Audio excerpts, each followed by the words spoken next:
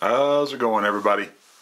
Want to do a little short video here on a handgun that I just picked up today.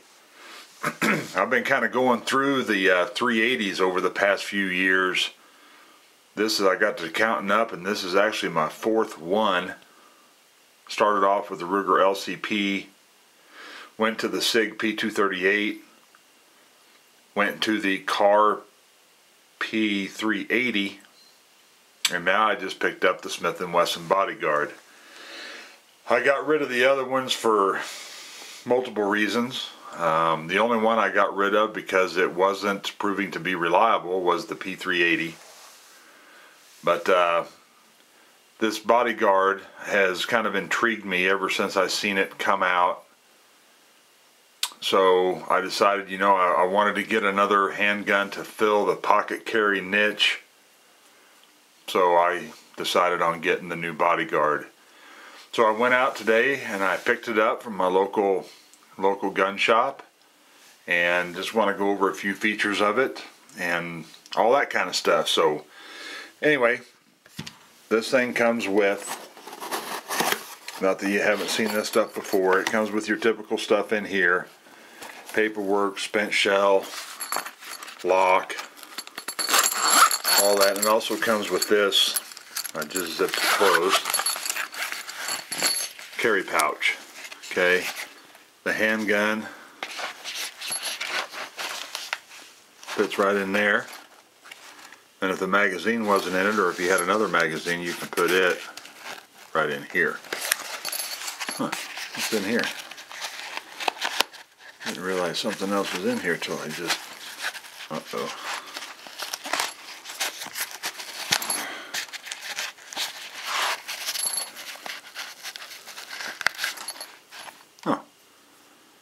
flat base plate. So that's kind of nice. Ruger has been, relatively big on giving out the little pouches with their smaller guns. Their LCPs and stuff like that come with these little pouches like that as well. This gun, as you all probably know, is a 380 ACP. The S&W Bodyguard is a 6+1 capacity. It does have a manual safety, and it has a laser. Now this laser is a built-in laser built into the gun, integrated into the frame of the gun, and it's made by Insight. Insight laser. It can be activated by depressing this button on either side. One push right there will give you a steady red. Push it again, goes to a strobe. Push it again and it turns it off. Kind of a neat feature. I never have fired with a laser before, so it'll be interesting to see, just how it does work, if I do, actually like it. This does have a loaded chamber indicator right here. You can look right in there and see if you have a round. You can look here.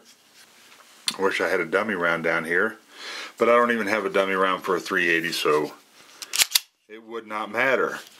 This is a very long, it does not have a magazine disconnect. You all saw that the gun is unloaded.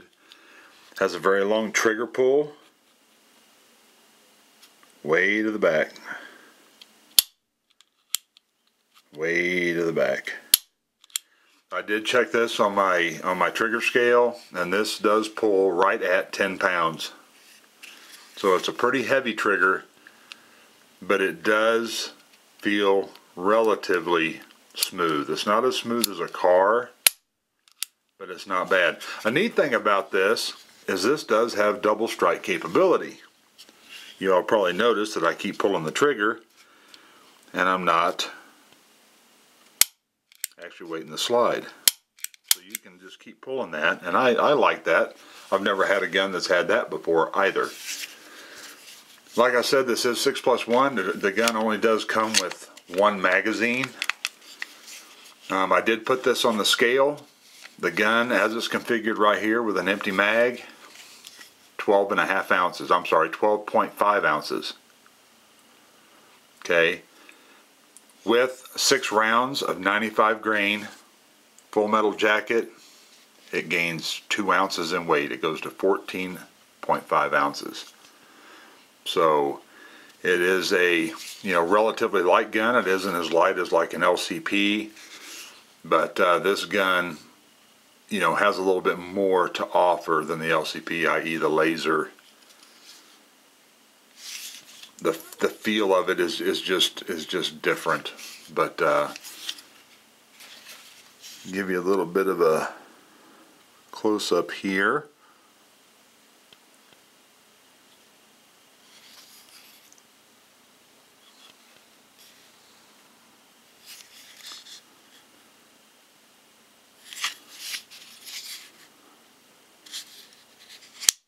Now I did just disassemble this and cleaned it out, got all the factory grease and stuff out, put on my own oil, and putting this little pin in right here proved to be a little bit of a pain in the behind, getting that to snap in.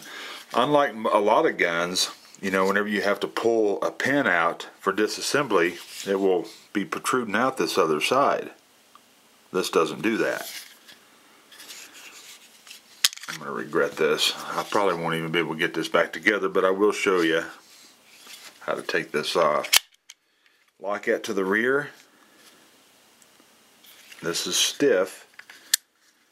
The book says to turn this down to the 6 o'clock position and pull this pin out. That doesn't happen so easy.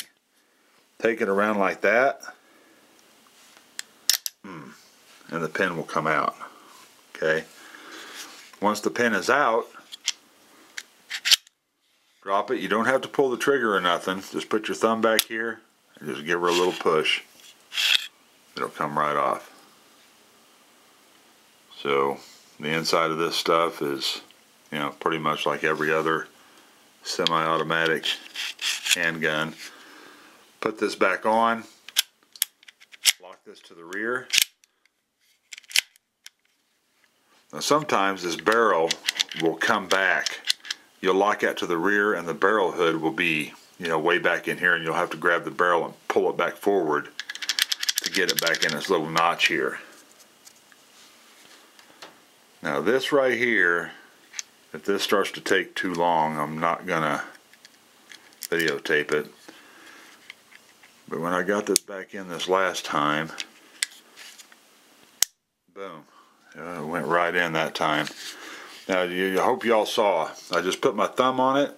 I had it down, had my thumb on it, and just with pressure on it, and I started twisting it, and then it popped right in. So that worked really, really slick that time. But it's pretty self-explanatory. I'm sorry, not self-explanatory, but pretty, simple to take down once you know what you need to do. But I like it. I've talked to numerous people that have them, and they love them. They don't seem to be a problem with failure to fire, misfeeds, stovepipes, stuff like that. So I do have some high hopes for it. You see that front sight there is dovetailed? That sight's dovetailed. Now the sights are just black, okay? No dots, but they are sights. It's not like an LCP. See my lasers on? I've been catching myself do that too. Get to messing with it. The sights are so rudimentary, they're just so low. And that's another, plus with this. The 238 had really good sights. It had some nice large 3-dot sights on it. The P380 car had the Heine sights, the lollipop sights. They had a white dot in the back and then a white on the front. You stack them on top of one another. So those were pretty good sights too. But I'm just happy that this does have, actually some sights on it. So that's pretty much it. I'm not going to drag this out any further. I think I pretty much covered, you know, the particulars and stuff about it. I'm hoping to hopefully get to the range tomorrow and fire this. And I will give an update at some point, letting you know how it went. So, thanks for watching, guys. Y'all take care. We will talk to you later. See ya.